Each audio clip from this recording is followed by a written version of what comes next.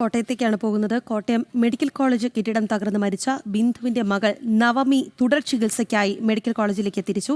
തലയോലപ്പറമ്പ് ഉമാക്കുന്നിലെ വീട്ടിൽ നിന്നാണ് ആശുപത്രിയിലേക്ക് പുറപ്പെട്ടത്. അതേസമയം ആരോഗ്യമന്ത്രി വീണ ജോർജിന്റെ രാജി ആവശ്യപ്പെട്ട് BJPയുടെ പ്രതിഷേധ മാർച്ച് ഇന്ന് നടക്കും. കോട്ടയം മെഡിക്കൽ കോളേജിലേക്കുള്ള മാർച്ച് BJP സംസ്ഥാന അധ്യക്ഷൻ രാജീവ് ചന്ദ്രശേഖറാണ് ഉദ്ഘാടനം ചെയ്യുക. വിവരങ്ങൾ നൽകാനായി ജിജീഷ് കരുണാകരനുണ്ട്. ജിജീഷ്, നവമി ആശുപത്രിയിലേക്ക് തിരിച്ചിരിക്കുകയാണ്. ഇതിനു മുൻപ് ആശുപത്രിയിലേക്ക് പോകുമ്പോൾ അമ്മ ബിന്ദു ഉണ്ടായിരുന്നു. പിന്നീട് ആ അമ്മയെ ജീവനറ്റ നിലയിൽ ആ വീട്ടിലേക്ക് എത്തിക്കേണ്ടി വന്നു. വല്ലാത്തൊരു ദുരവസ്ഥയാണ്. എങ്ങനെയാണ് ഇന്ന് നവമി മാധ്യമങ്ങളോട് സംസാരിക്കാൻ തയ്യാറായോ? ഇന്ന് പുറപ്പെട്ടു എന്ന് പറഞ്ഞു. ചികിത്സ എങ്ങനെയാണ്? തുടർ ചികിത്സയും മറ്റും അത് സംബന്ധിച്ച വിവരങ്ങൾ കൂടി.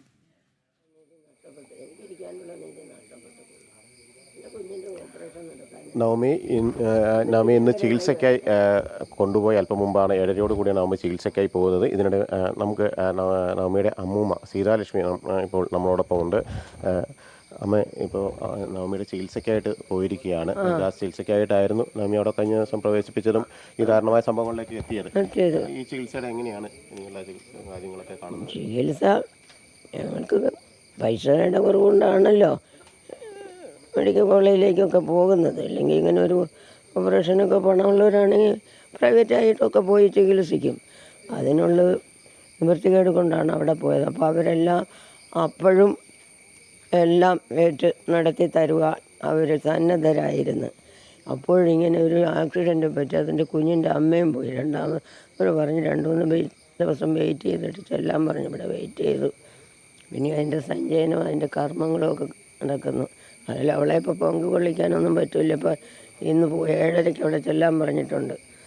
നാളെ ആകട്ടെ എന്ന് ഞങ്ങൾ വിചാരിച്ചു അവരവിടെ എല്ലാ സജ്ജീകരണവും ചെയ്തു വയ്ക്കും. അപ്പോൾ നമ്മൾ ചെന്നില്ലെങ്കിൽ അപ്പോൾ അവരെ അവഹേളിക്കുന്ന മട്ടിലല്ലേ. എൻ്റെ കുഞ്ഞ് പോയി ഓപ്പറേഷനൊക്കെ ഭംഗികരമായി നടത്തി വരട്ടെ മക്കളെ.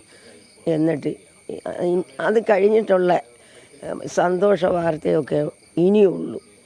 ഇത്രയും പറയാൻ എനിക്കിപ്പോൾ സന്മനസ്സുള്ളൂ. മോനെ രാജി, നവമിയുടെ അമ്മൂമ്മയാണ് ഇപ്പോൾ പറഞ്ഞത്.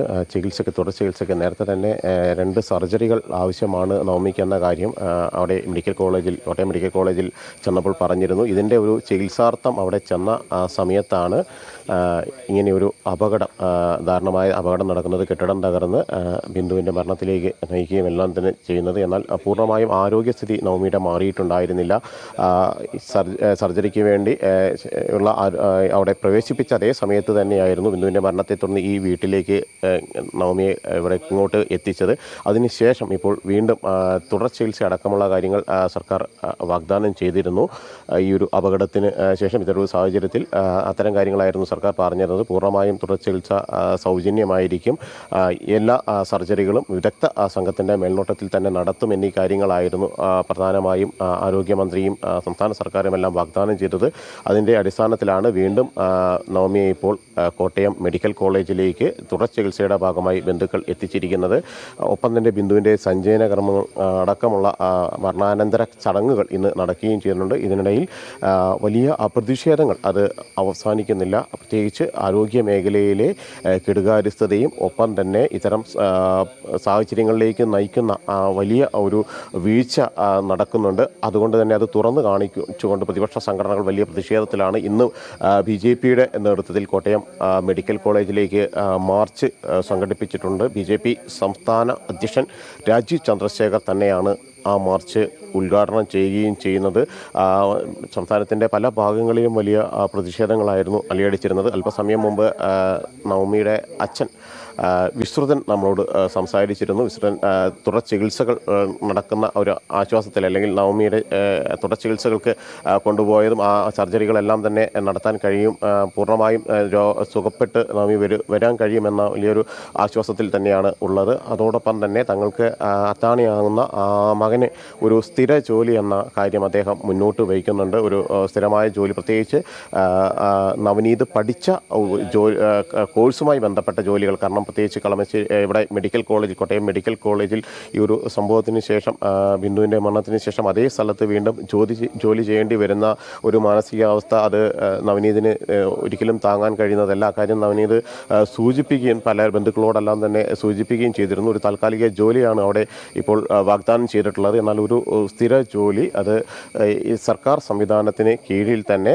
നവനീത് പഠിച്ച എഞ്ചിനീയറിംഗുമായി ബന്ധപ്പെട്ട ജോലി ലഭിക്കുകയാണെങ്കിൽ അത് കുടുംബത്തിന് കൂടുതൽ സഹായകരമാകും ഈ സ്ഥിതിയിൽ. മാത്രമല്ല ഈ വീട് ശോചനീയാവസ്ഥയിലുള്ള വീടടക്കം നന്നാക്കി നൽകാമെന്നും അതിൻ്റെ പ്രശ്നങ്ങളെല്ലാം തീർക്കാമെന്ന ഒരു കാര്യം പറയുകയും ചെയ്തിരുന്നു. അത്തരം കാര്യങ്ങളിൽ എല്ലാം തന്നെയുള്ള ഒരു ഉറപ്പ് ഇതുമായി ബന്ധപ്പെട്ട് ലഭിക്കുകയും എല്ലാം തന്നെ ചെയ്തിട്ടുണ്ട്. നമ്മളോട് അല്പം മുമ്പ് വിശ്രുതൻ ചേട്ടൻ സംസാരിച്ചിരുന്നു. വീണ്ടും നമ്മൾ ഈ ലൈവിൻ്റെ സമയത്ത് അദ്ദേഹത്തോട് ഒന്നും കൂടെ സംസാരിക്കുകയാണ്. വിശ്രുതൻ ചേട്ടാ, നവമി ഇപ്പോൾ തുടർ ചികിത്സയ്ക്കായി പോയിരിക്കുകയാണ്. ഇനി 2 സർജറിയാണ് ബന്ധപ്പെട്ട്. അതന്നെ സർജറി. അതിൻ്റെ ഒരു മെഡിക്കൽ ബോർഡെല്ലാം രൂപീകരിച്ചിട്ടെല്ലാം കാര്യങ്ങളും ഉണ്ടല്ലോ അല്ലേ? ഉണ്ട്. മെഡിക്കൽ ഡോക്ടേഴ്സിനെയൊക്കെ എല്ലാം റെഡിയാക്കി വെച്ചിരിക്കുക. നമ്മൾ ചെല്ലാത്ത കുഴപ്പമില്ല എന്നാണ് പറഞ്ഞത്. അതിൻ്റെ വഴിക്ക് നടക്കും.